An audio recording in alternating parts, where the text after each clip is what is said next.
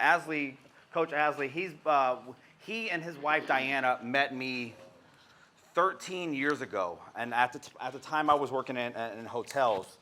And if you guys see how I am today, imagine this 13 years ago with no filter, still immature, face full of acne, right?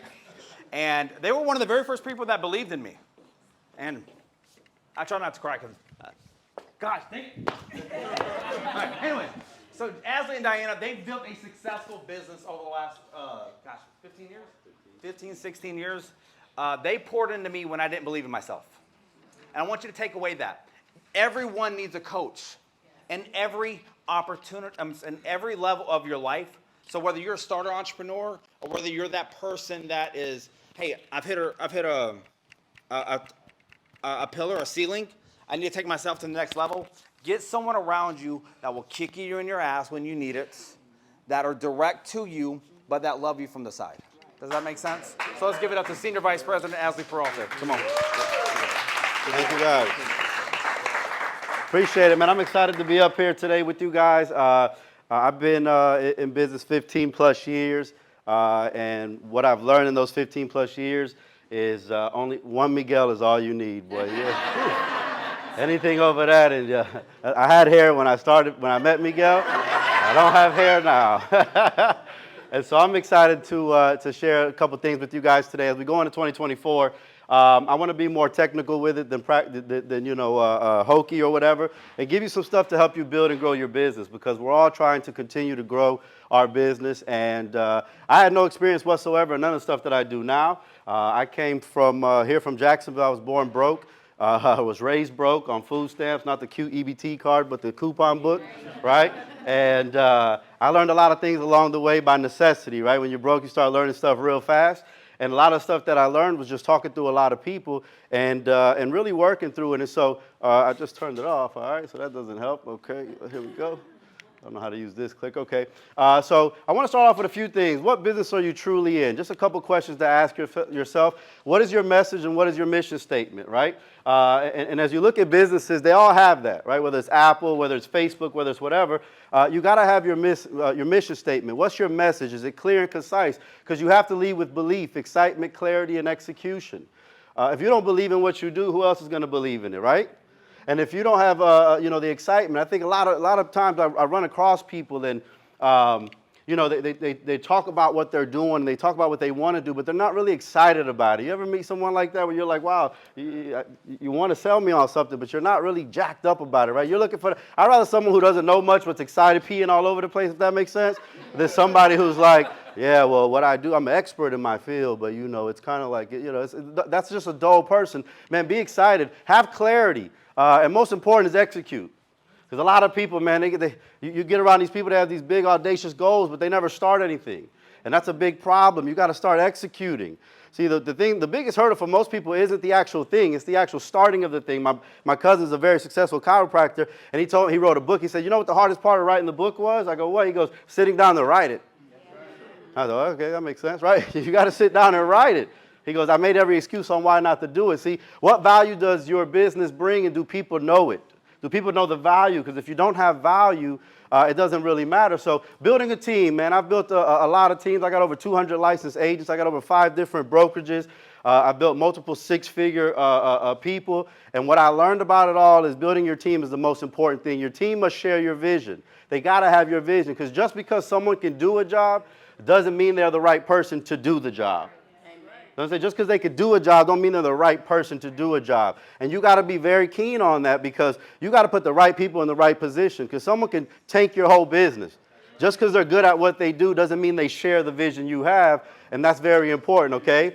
You got to care about your people like family, but have an environment where tough love and coaching is welcomed. Right? All of my agents, we're family. But I expect Reggie to be able to coach, Rosalind. Right? As sidelines. If you watch football, you watch sports. If someone misses a block, the coach doesn't have to get on them for missing the block. The other player gets on them. Does that make sense? You have to have that environment conducive to that. So as you're building your teams and starting to work on whatever organization you're in, you're getting around people, you want to build that kind of environment. Too much love means people don't hold each other accountable. You need accountability, right? You need that mirror talk, okay? And then learn how to delegate. If you've never read the book, The E-Myth, I would highly suggest doing that, right? Sometimes you live in your business way too long because your baby's your baby. You got to let your baby go. That makes sense? You got kicked out of the house, right? Kick people out of the house, right? Learn how to delegate. See, there's things that you think only you can do that other people can do better, but because you're scared to let that go, you actually lose the growth of your business. So you got to learn how to delegate. Building teams are very important. Again, I'm only giving you snippets of what we do on a grand scale, but I really want you to get these few things, okay? And then finding and keeping clients. How many people want more clients, right? That's every business. You're not in business if you're not looking to keep clients, to find and keep clients. So look, we're all in the sales business. Most just don't know it. And people run from that. Oh yeah, you know, man, in 15 years, I always hear people say, man, I don't want to sell anything. Man, I'm not really good at sales. Like, you're doing a hell of a job selling me on how good you're not at sales. You sound like a great salesperson to me, right? We should get you working. But we're all good at sales. You sold your spouse on being with you, right? That's a sell, right? You sold your kids on going to sleep early. We're all good at sales. It's just you haven't used it in the right way or the right place. But understand that you got to get good at that. You must bring a ton of value to your clients and learn to solve their problems. There's not a company in the world that doesn't solve a problem. Not a company in the world. We had a great conversation about something I didn't even know, right? This is that box that everyone sees on a thing, but it solves a problem, right? When you're hungry, a restaurant solves that issue. When you need clothes, a clothing store. So there's not a company that doesn't solve a problem. You have to solve a problem. And when you're talking to people and you're talking to clients or prospective clients, see, a lot of times we talk about what we can do, but what we need to do is ask more questions and see what their problems are and help them solve those. So be really quick to ask a lot of questions and listen, because at the end of the day, it's about solving problems. Number 3, understand that it is always a numbers game. This is where most people fail, right? I'm in the business of finance, and I'll talk to teammates sometime and agents, and they'll say, man, nobody really wants to do what we do, or nobody's buying. So how many people you talk to this week? 3. So 3 is nobody. Right, that's the problem. If you talk to 300, then you could have a different view. But people don't want to go through the numbers. You have to go through the numbers whether you like it or not. Good days or bad days, sunny days or rainy days. You have to go. It's a numbers game. The more shots you take, the more shots you make. You have to understand the business owners, we got to take a lot of shots. And last but not least on this topic, the fortune is in the follow-up. Most people will not buy the first time you meet with them. Most people won't do anything the first time you meet with them. But you have to follow up. I have people I followed up with forever. And eventually they become clients. One of my highest income earners, I followed up with them for a year and a half. Finally got them, and boom, life changing. And so the bottom line is we got to get good at these things. As entrepreneurs, if we're going to go into 2024 and we're going to change anything, we need to change the way we do business, okay? And if you've done all of these things, congratulations, but we can always sharpen each other, right? We can always get better, all right? And then here's just last thing, a few tips to keep you in business. Number 1, you are the brand. Do you act as such? Right? I teach my guys all the time, right? If I'm ever with you in a restaurant and you're rude to a waiter or any of that stuff, immediately you're off my team.